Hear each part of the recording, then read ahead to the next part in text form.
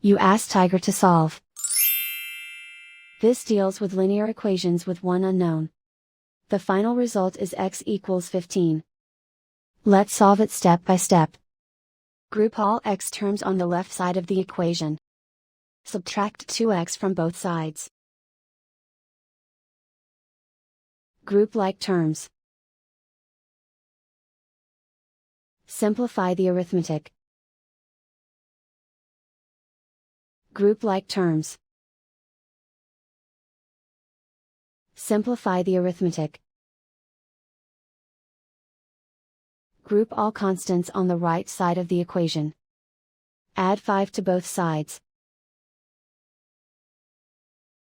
Simplify the arithmetic.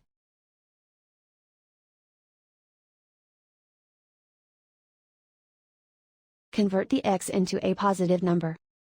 Multiply both sides by -1.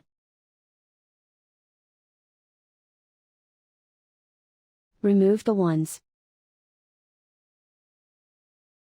Simplify the arithmetic.